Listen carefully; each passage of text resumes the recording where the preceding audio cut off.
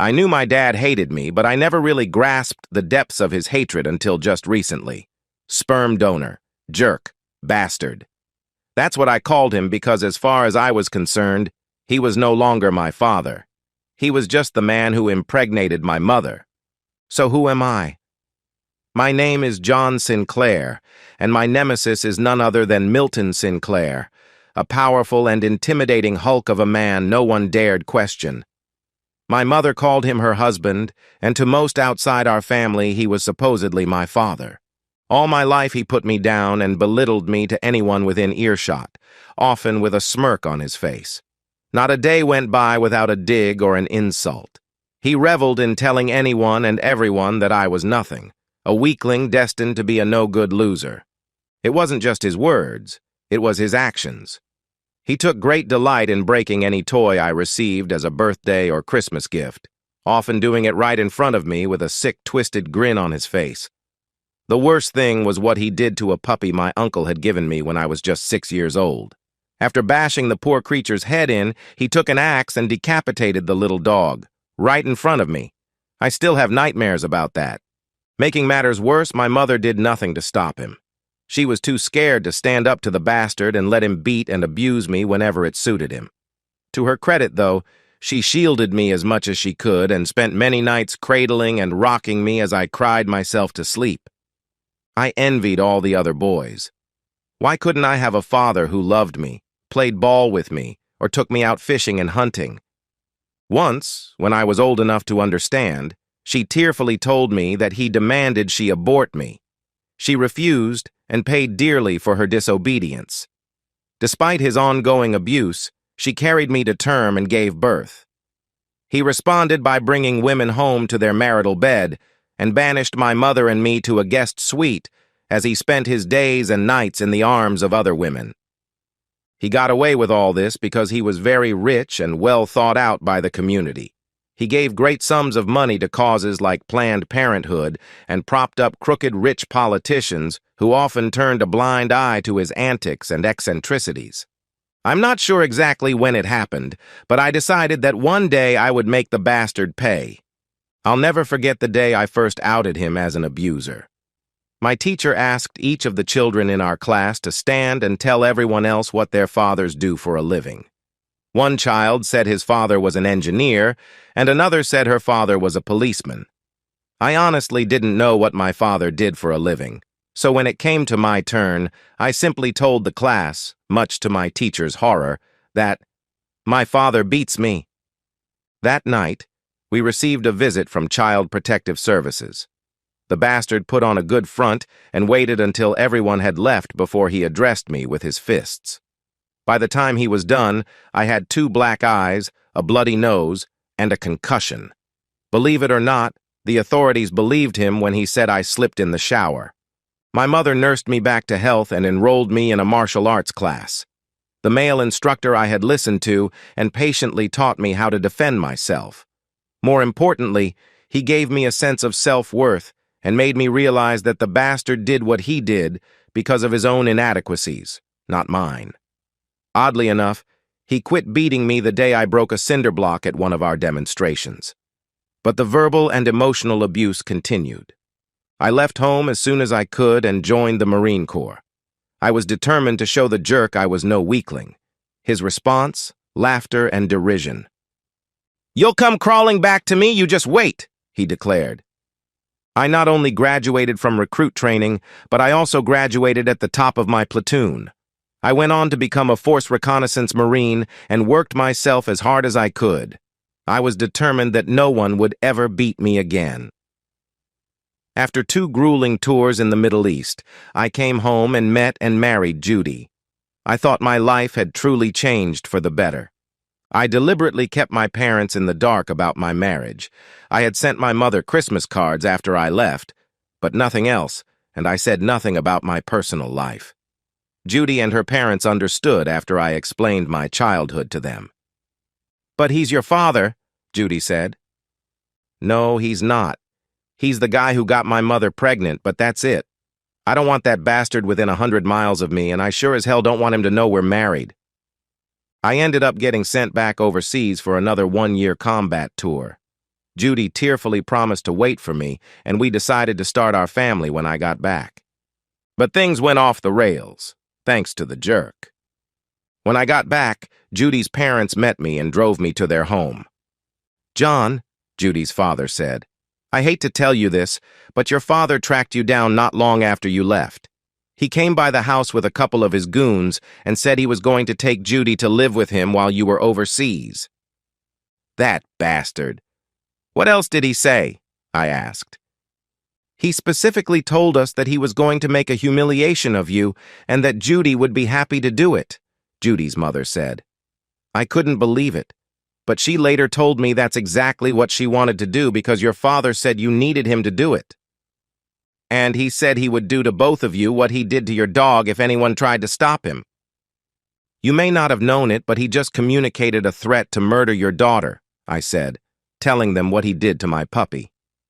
"I'll kill the bastard," I said. "So help me, I'll kill him, and she's toast if she went along with it." "Please, John," her father said. "Divorce her if you must, kick her to the curb, but please don't physically hurt her. If what you're telling me is true, then I'll do everything I can to help. Judy may be an idiot, but she's my daughter, and I don't want any harm to come to her." "All right, I promise I won't hurt her unless she forces me to. But she may become collateral damage.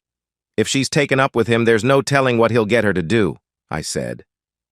They weren't happy, but they seemed to understand. "Now please take me home. I have things to do." Judy's parents drove me home and came in the house with me, just in case she was there. The house was dark, and I heard nothing to indicate anyone else was in the house. A quick sweep of the house indicated we were alone. I thanked them for the ride and promised to stay in touch. They left, but not before reminding me of my promise not physically to hurt their daughter. I set all the locks on the front door and checked all the other doors and windows to make sure they were secured. I didn't want to be surprised in the middle of the night, so I braced chairs under the door handles so they couldn't be easily opened. I set traps on the doors as well so I would know the second anyone tried to open them. Fortunately, Judy didn't know about my gun safe, hidden in the back of a closet in my study. I knew the bastard wouldn't bother to look out of his own arrogance and condescension. I decided to use those traits to my advantage. I checked my inventory and found that everything was just as I left it a year ago. I secured the safe and checked to see if Judy left anything to indicate where she was or what she was doing. Quite a bit of her wardrobe was missing, along with her jewelry and her toiletries. Her lingerie was gone, as was most of her undergarments and shoes, indicating she had apparently moved out. She did leave a DVD on our dresser with a note in her flashy cursive handwriting that simply read, "Watch me." I had a pretty good idea what it was, but decided to check it out anyway. The video opened with Judy's smiling face. "Hi, honey," she said in the video. "Listen, I know this is going to be a bit of a shock to you, but I've decided to stay with your father. I know you really don't think much of him, but he's assured me that I'll be well taken care of and you have nothing to worry about. I don't know when I'll be back, but he tells me I'll be a much better wife to you after he's taught me a few things. He's already shown me so much. Yeah, I've been with him, but believe me, it's only intimacy, and I only love you, okay? Nothing personal, but he is here, and you are, well, overseas somewhere. I know you're over there protecting us from terrorists and all, but I miss you, and I'm really excited, you know? Sorry. Talk to you later, okay? Gotta go. Bye now, bye."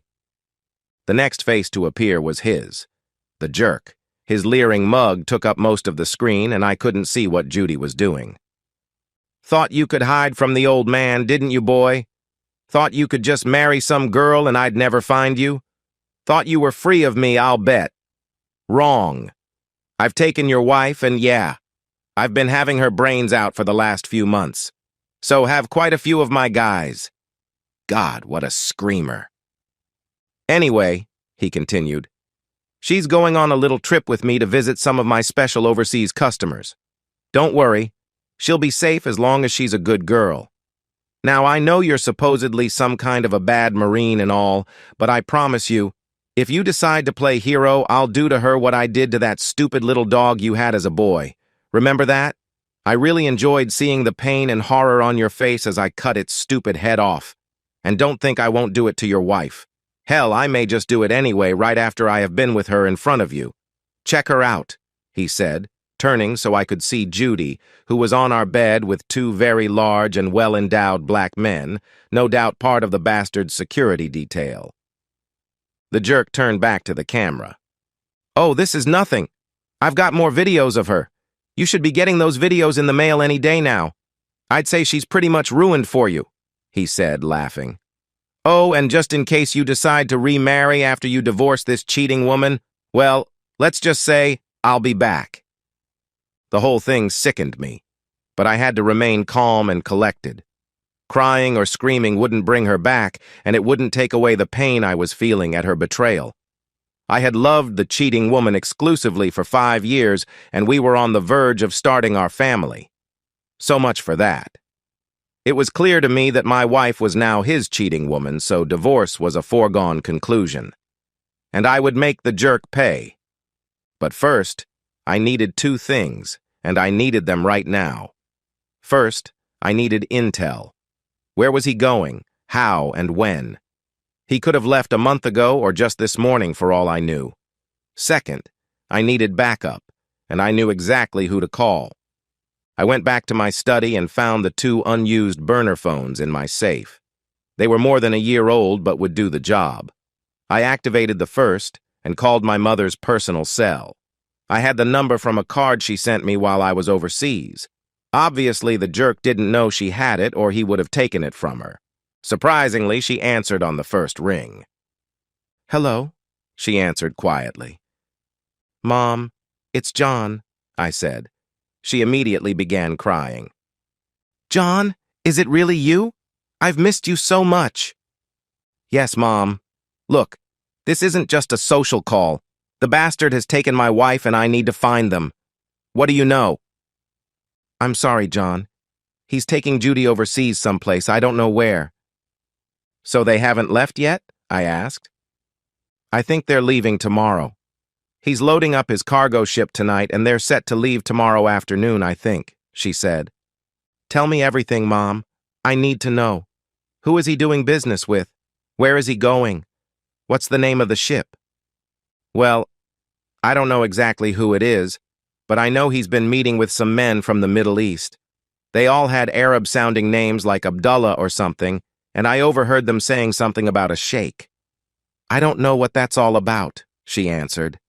It's not a shake like a milkshake, Mom. They were talking about a sheikh, an important man of some kind. Do you know the name of the ship? I asked. I think it's the Northern Express. At least that's what I heard him say, she said. I was familiar with that ship. It wasn't a cargo ship, more like an oversized ocean-going yacht with a larger-than-normal hold. The jerk had a special suite on it and had it equipped with a helipad. I spent more than one trip in the bowels of the damn thing and knew it quite well. I even had architectural drawings showing the layout of the vessel. Those would come in handy. What's going on with Judy, Mom? Has he had her there at the house? I asked. Yes. He's been having intimacy with her in our bed and he introduced her to those men. I can't believe he'd take your wife like that. John, I'm so sorry. I had to wonder why he would introduce her to them, and then it hit me. He intended to either sell her to them or give her to this sheikh. Why are you putting up with this stuff, Mom? I asked. She sobbed. Because John, he controls everything. My money, even my access to food and water. I have no choice. I'm basically a prisoner in his personal dungeon, she replied. Mom, how has his business been lately? Has he said anything to you about it? I asked. A time or two, he's mentioned that things were a bit difficult, but he had something going on that would set him up. At least that's what he said. Why?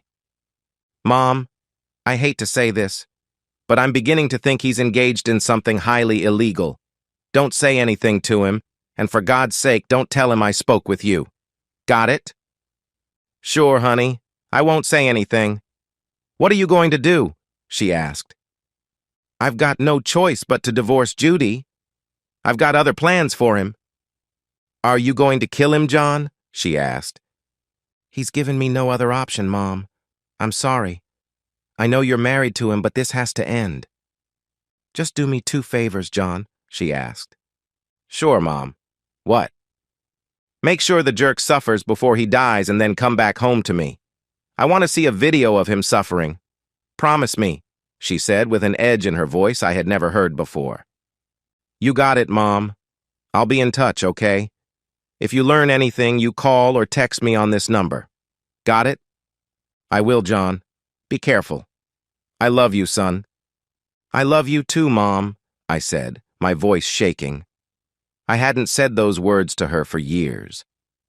I broke out the second burner phone in my stash, activated it, and called 2 good friends I knew would help me out. Yeah, who is this? Said a gruff voice on the other end. Mike, this is John. I need your help. You up for it? I asked.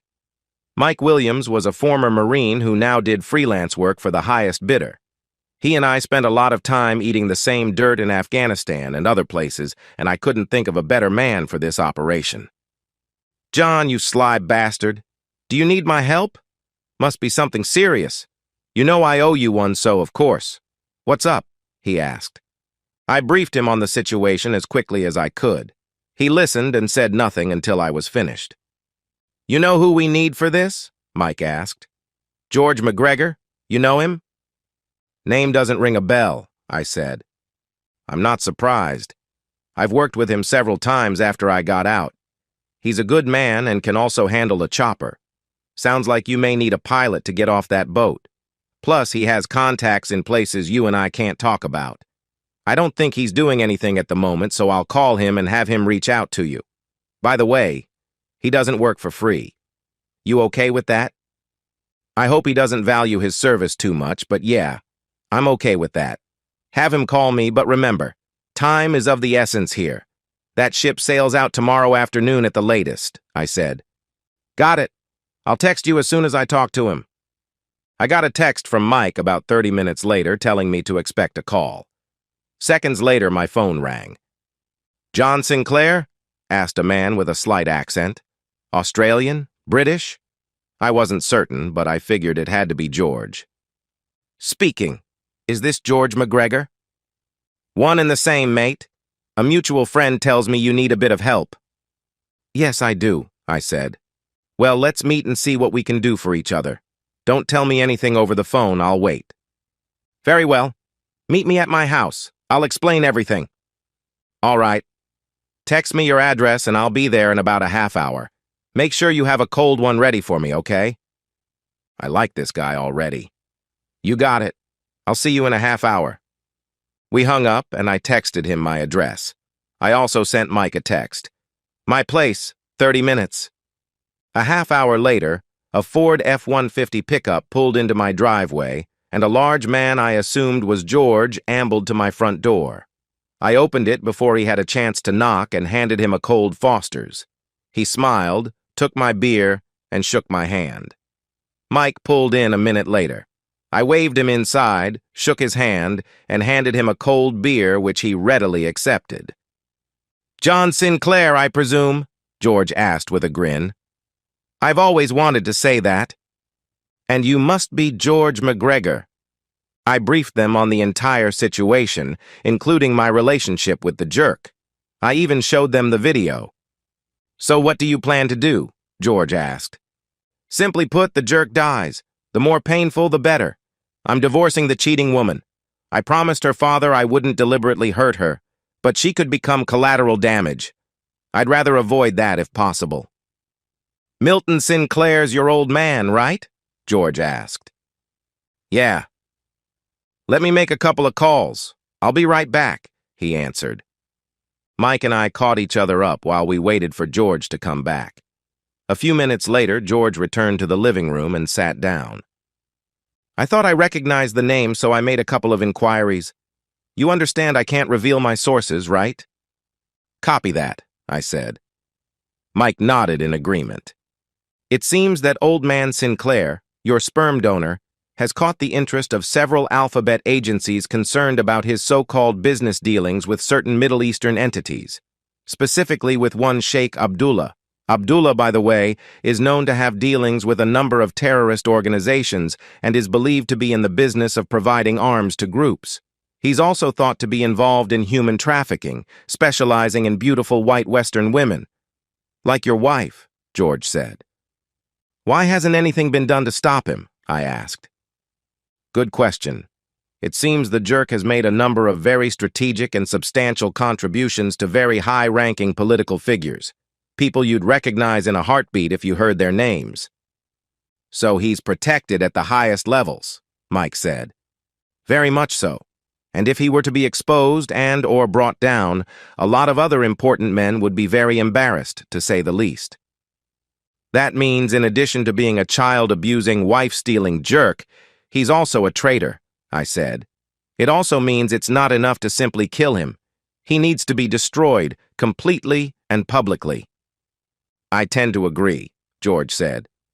Others do as well. But no one is in any position to do anything at the moment. That's not to say nothing's being done, however. You were right about the Northern Express leaving tomorrow, George said, looking at me. There's 3 undercover operatives on that boat right now. They're scheduled to weigh anchor at 1800 hours tomorrow, and they're set to arrive at King Abdul Aziz Port in Daman. We can only assume Abdullah will meet them there. According to the manifests, they're carrying dry goods, coffee, that sort of thing. The operatives, however, say they're actually carrying weapons, AKs, RPGs, you name it. There are also rumors that Sinclair has sold Abdullah an ADM. Are you familiar with those? George asked. Mike and I both shook our heads. In modern parlance, they're sometimes referred to as backpack nukes or nuclear landmines. For 25 years, they were carried by your special forces, designated the B-54 SADM. In theory, the military quit stockpiling them years ago, but we've heard that some companies, like Sinclair's, have started surreptitiously producing them again, on a very small scale, of course. These weapons are what were once classified as tactical nukes with a very small yield, perhaps half a kiloton.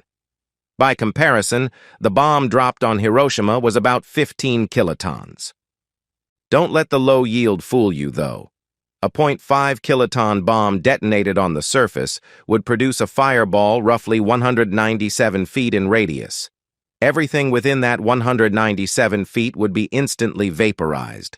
Thermal radiation would extend to just over 1,300 feet, or about a quarter of a mile. It would do great damage no matter where it's detonated. If used in a city like New York, it would kill and injure many thousands and wreak untold damage to the economy. But how would Sinclair get the nuclear material? Mike asked. Good question. Stuff like that wasn't exactly sold on eBay. It wouldn't be easy, George said, but with his connections he could probably arrange it. Bottom line, if Sinclair did sell something like this to Abdullah, he needs to be stopped. Understand? Mike and I nodded in agreement. This was suddenly about much more than my wayward, cheating wife. I take it we'll have no official backup? I asked. None whatsoever, thanks to old man Sinclair's connections. But trust me when I tell you that the entire intel community will be very happy to see Sinclair dealt with. Permanently. Can your guys get us and our gear on board undetected? I asked. Yes, it's being set up right now, George said. Good. Well, let's get to it, I said, rolling out a diagram of the ship's interior. We spent the next hour discussing the layout of the boat and formulating a tactical plan. Eventually, we agreed on something we all agreed could work. So basically, we're going to get in, hide out for a couple of hours until the boat's in international waters, kill the old man, grab the soon-to-be ex-wife, sink the boat, and fly home. Is that right? George asked. Pretty much, I said. Trust me, the jerk is so cocky he'll have less than a skeleton crew and they won't be expecting us. It's not that big a boat and can run with a very small crew. We'll be able to take care of them in no time, and hopefully your undercover guys will help us out. That's pretty daring if I do say so myself, George said. What's that old SAS motto, who dares wins? I asked. George smiled. Indeed, I admire your pluck, John, but it takes a lot more than that to be SAS. Trust me, George said. I hear you can fly a chopper, George, I said. Can you handle an Airbus H-225? That's what the bastard has on the ship these days. He looked at me with a cocky grin. There's not a chopper made I can't fly, he said. Good, I said. I faced George directly. I understand you don't work for free. He looked at me and nodded his head. Normally I don't. Truth is, I hate child abusers and cheaters with a passion. I hate traitors and human traffickers even more so. And don't get me started on people who abuse animals. The fact is, I'm already on contract to deal with Sinclair. I'm not at liberty to say with who. So, buy me a cold one and we'll call it even, he said, extending his hand. I took it, and we exchanged a hearty handshake. Thanks. We'll need some firepower. I got up and motioned George and John to follow me to my study. I opened the gun safe and let them look around. We'll need to go with what we can conceal, so I doubt the rifles will do us any good. But there's a good selection of handguns and plenty of ammunition. Take your pick, gentlemen, I said. Mike and George looked through my collection, and each picked 2 handguns and several magazines fully loaded with hollow-point bullets. I reached down, grabbed a roll of slow-burning cannon fuse, and got 2 oversized M80s. What's that for? Mike asked. I'm going to light the old man's fire up, Mike. Get that roll of primer cord and some blasting caps as well. We'll need that to sink the old tub. We grabbed our gear and packed up. It was getting late, so I decided to grab some sleep. I showed Mike and George around the house, and we settled down for the evening. Tomorrow was going to be a very busy day. I was exhausted but couldn't get my mind off Judy. How could she have fallen for that son of a blip? Why did she have to screw up our lives? About 3 a.m., George's phone rang, waking us all up. George went into another room to take the call, and that's when Mike noticed a square envelope on the floor by the door. It looked like someone slipped it through the mail slot. He picked it up and handed it to me. I couldn't help but wonder when it was delivered, so I checked the security camera footage on my computer. According to the video, a sedan pulled up in front of the house with a single occupant. A man wearing a dark suit got out of the car, came up to the door, and slipped the envelope through the slot. He looked around, noticed the 2 extra vehicles, got back in his sedan, and drove off. George was back by the time we returned to the front room. That was Juan Carlos. Not his real name, of course. He says he can get us safely on board with our gear if we meet him at 16 hours tomorrow. On the dot. He also tells me the other undercover operatives will help us. There's a total of 12 people on the boat right now, mostly orderlies and passengers. The old man has 3 security guards outside his stateroom. Your wife is there along with some Middle Easterners. One of them is probably Abdullah himself. He tells me there was some kind of celebration that took place earlier. Maybe that's what's on that DVD you're holding. Well, let's check it out, I said. Opening the envelope, I retrieved the DVD and discovered Judy's rings, coated with a dried substance. I popped the DVD into the player and hit the remote. Just so you know, John, she said, I won't be coming home. I divorce you. I divorce you. I divorce you. I'm now the property of Sheikh Abdullah. I belong to him, body, mind, and soul. His cause is my cause, and my body is now his to command. I had hoped you would have been here to witness the ceremony. It was beautiful, and I would have loved it if you could have been here to personally hand me over to my new husband. It would have meant so much to me if you had been here to witness him taking me in person. But as always, you're too busy for the things important to me. Please understand, John, and don't be sad. You're a good man, and I'll always remember you fondly, but I just don't love you that way anymore. Maybe one day you'll find another woman, and tell my parents they won't be allowed to see me anymore. No hard feelings, Mr. Sinclair. I appreciate beautiful women, so I promise I'll treat your ex-wife well. She is such a talented woman, and her body is so delightful. I, too, would have liked for you to be here to personally hand her to me. But your father filled in, and for that, I am eternally grateful. Perhaps someday I can return the favor. Maybe I'll let you come and visit us after she's had a few of my sons, he said. The jerk's face suddenly showed in the video. Just so you know, this was all sanctioned by the State Department, so I hope you won't try something stupid. And I meant it when I said I'll come after any other women you get involved with. There's quite a market for pretty Western girls in the Middle East, you know. Enjoy spending the evening with your Marine buddies. See ya, he said, laughing.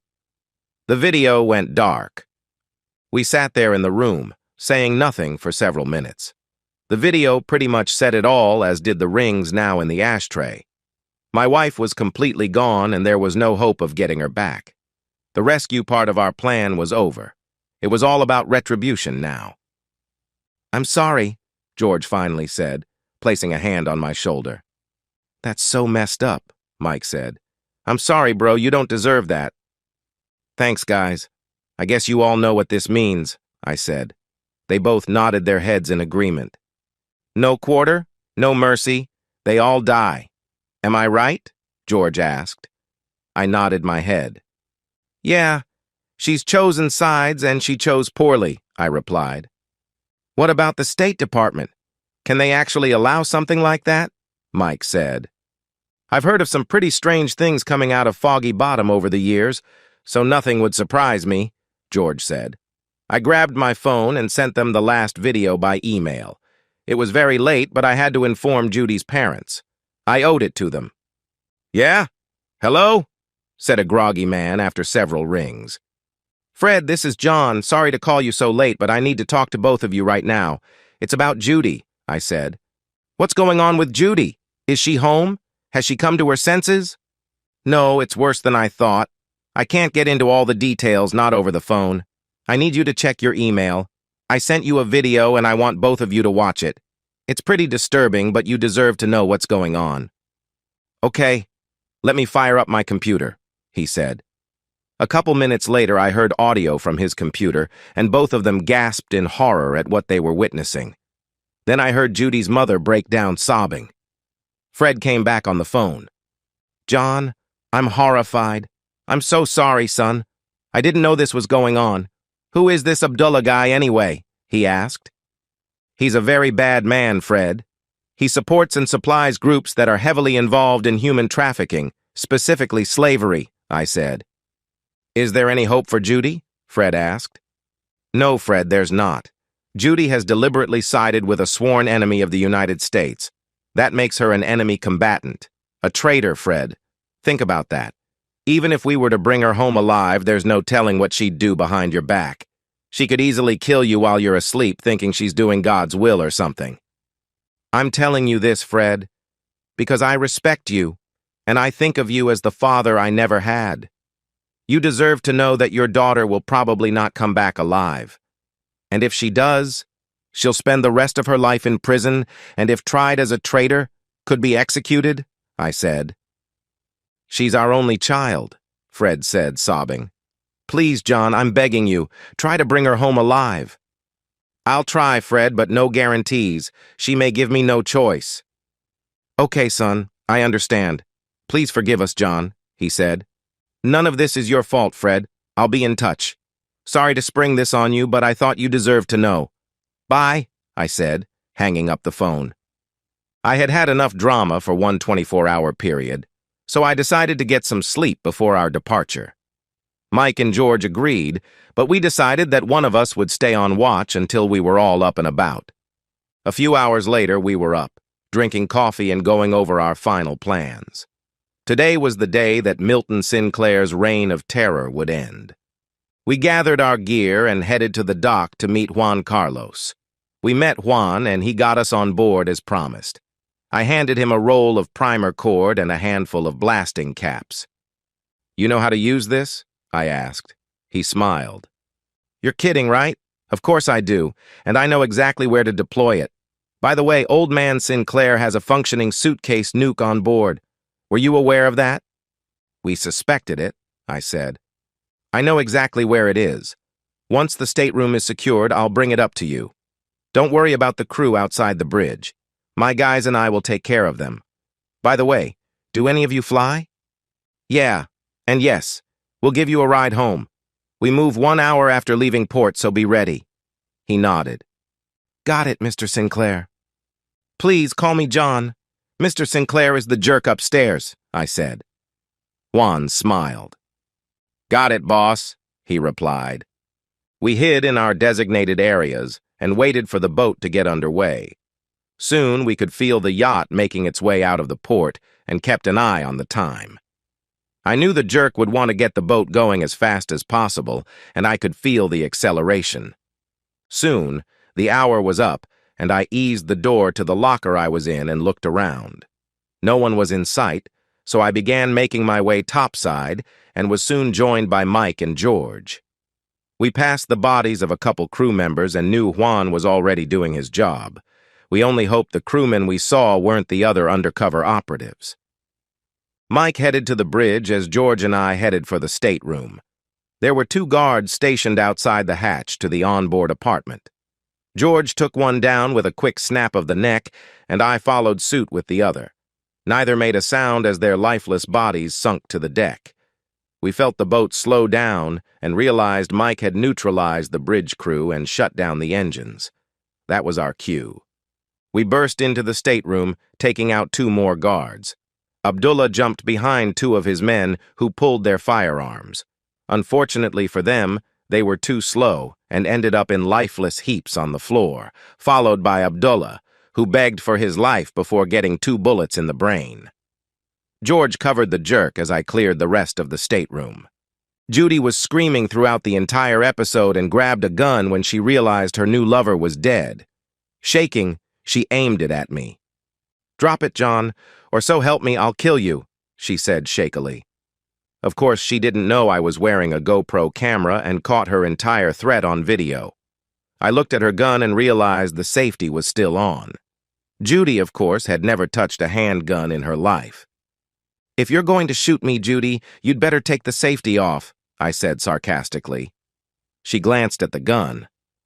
"I don't know how," she stammered.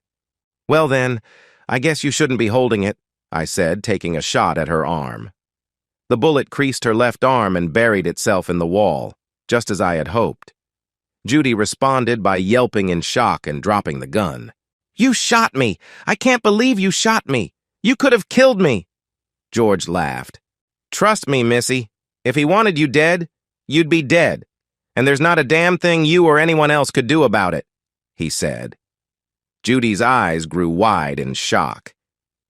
"Yeah, well, I can't believe you did what you did either, so I guess that makes us even," I said. I grabbed her arm and threw her in a chair next to the jerk, who, as it turned out, was naked from the waist down. "Well, I was wondering when you'd finally show up," the jerk said. I punched him in the face to get his attention. The move shocked him and he shut up. "Shut the hell up, jerk," I said. "So tell me, wife, did you mean all that crap about belonging to Abdullah and his cause being your cause?" I asked. She looked down at the floor. "Look at me, damn it!" I yelled. Her head snapped up. "Yes," she said defiantly. "He told me about how you and your Marines abused children in Iraq and how he and his freedom fighters were going to kick you out and make you pay." "And you believe that crap? Is that why you decided to become a cheating woman for this jerk?" I asked, pointing at the old man. "Not at first, but eventually, yes," she said. "So if I take you home alive, would you try to kill your parents?" I asked. Her face changed as she took on a demonic look. "Yes," she said. "You're all infidels and deserve to die, and I'll do anything to avenge Abdullah's death, even kill you, or my parents." I shook my head. "Well then, Judy, I guess you just decided your fate. George, tie this woman up, please," I said. "Gladly," he said as I turned to the jerk. "I want answers, old man. I want them now. And don't mess with me," I said. "You think I'm going to tell you anything?" he answered. "Don't be coy, old man. You want to gloat. I know you do. You want nothing more than to tell me everything you know, just to see my reaction. Just like you did when I was a kid. So spit it out, old man. Who's your contact at the State Department? Who gave you permission to hand Judy over to Abdullah? How long have you been supplying arms to our enemies in the Middle East?" "Spit it out," I said. "Okay, I'll tell you. James Whitmore is my State Department liaison. He's the one who signed off on all of this. And just so you know, I've been selling arms to Abdullah for the last 2 years, he said. Why? You know that's treason, I asked. Why have I done anything since you were born? To mess with you. I was secretly hoping one of those guns I sold would be the one that put a bullet in your brain, he said. And that's why you abused Mom and I all those years? Why you killed my pet dog? Just to mess with me? I asked. From the moment your mother was pregnant with you, she doted on you. Took care of herself so you'd be healthy. After you were born, she coddled you and breastfed you. Hell, since you were born, I never got to even touch her breasts, he said. So you abused me because Mom was a good mother? You're a sick, twisted jerk, you know that? What's more, I found that I really got off abusing the two of you. I damn near had an orgasm killing your puppy, did you know that? So as you got older, I had to get more creative, find other ways to stick it to you. I knew I could never take you in a fight, so I went behind your back, worked on Judy, got her hooked, first on drugs, then on myself. Then I introduced her to Abdullah. At first he was just going to farm her out to his buds and his groups, but after getting a taste of her body, he decided to keep her for himself and started feeding her a bunch of nonsense. Naturally, the dumb woman swallowed it hook, line, and sinker, he said. Judy's eyes widened at the jerk's confession. You mean all that was a lie to get me to hurt John? She asked.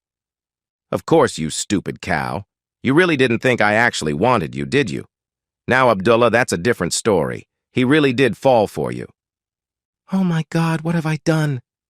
John, can you forgive me? She asked. No. Remember all those things you just said? Remember holding a gun on me? I can't forgive that. No, Judy, we're finished. We're through. I turned back to the jerk.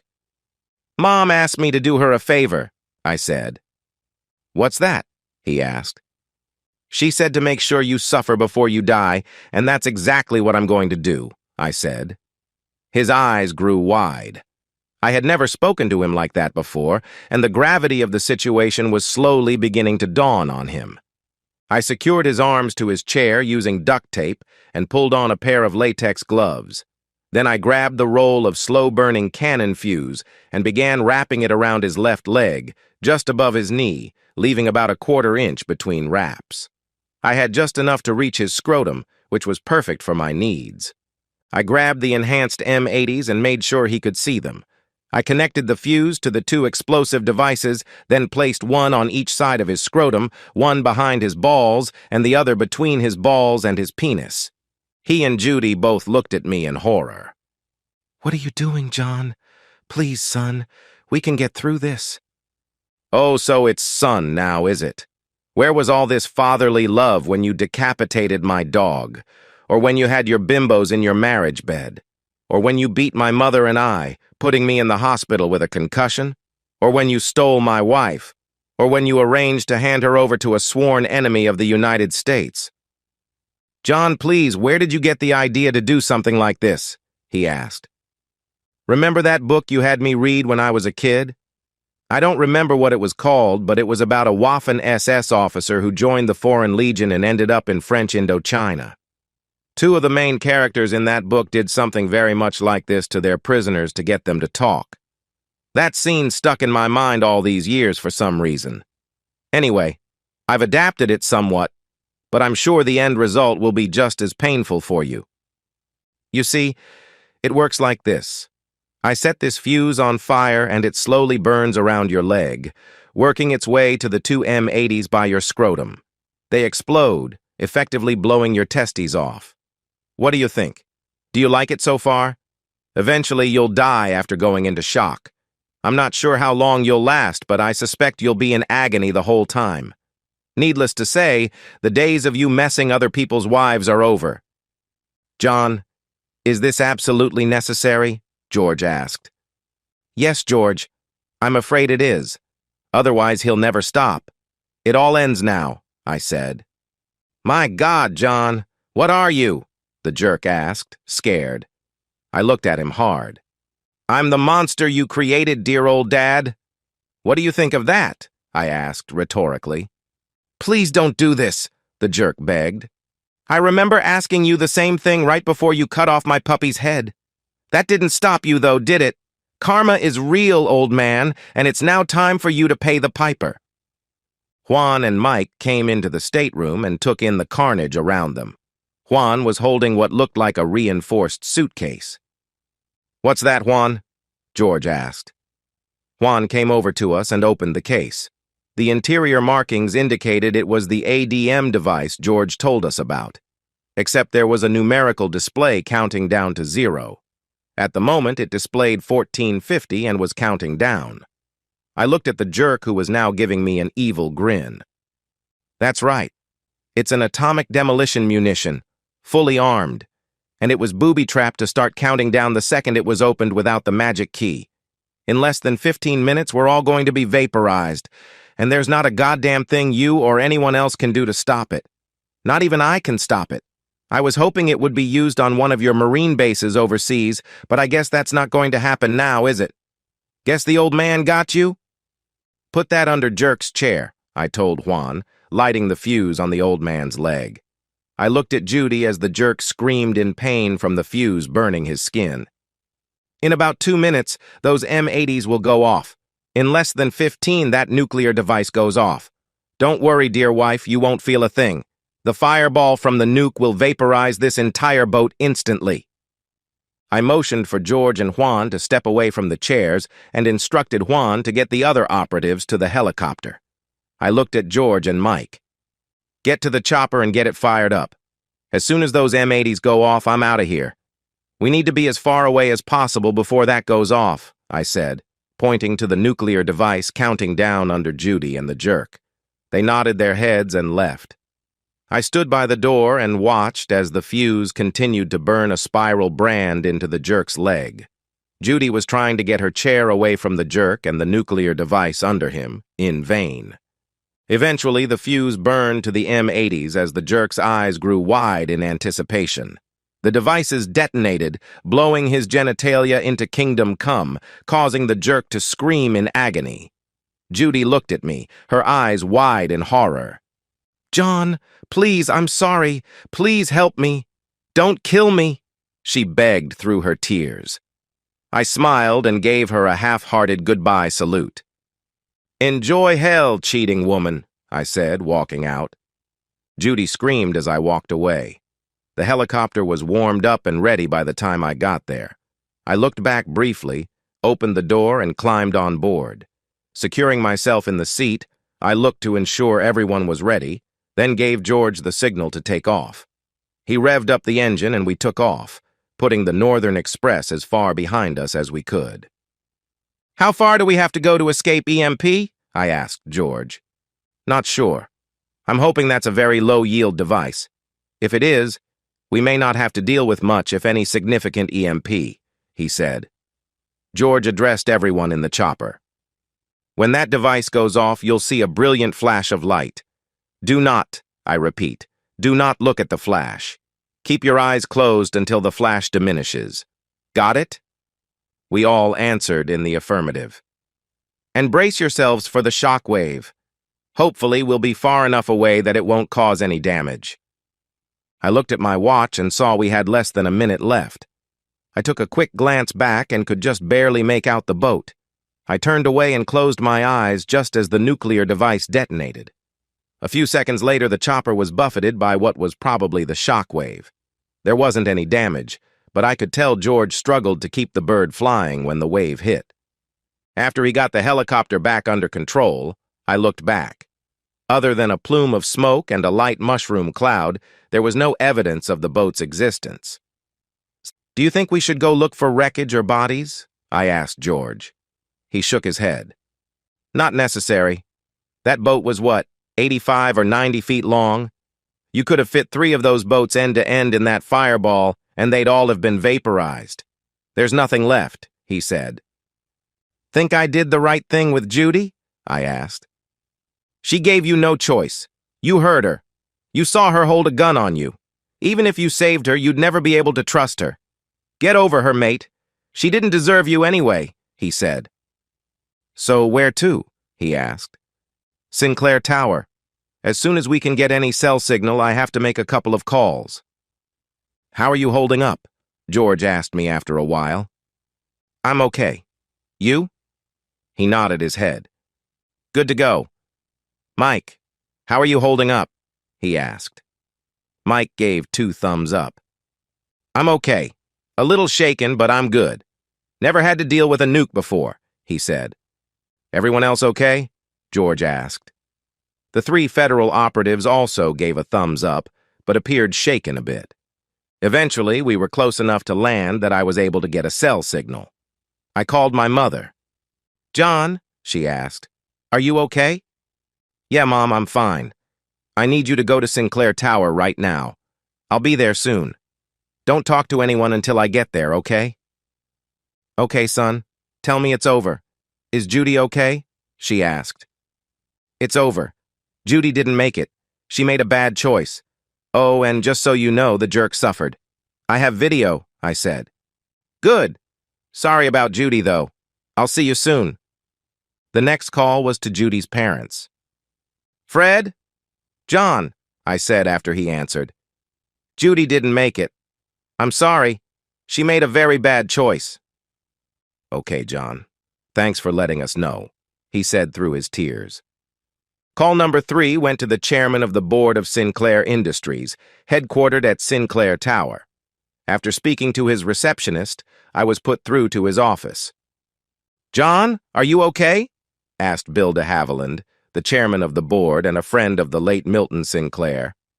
Yes, Bill, I'm fine. Milton Sinclair, however, isn't, I said. What happened? He asked.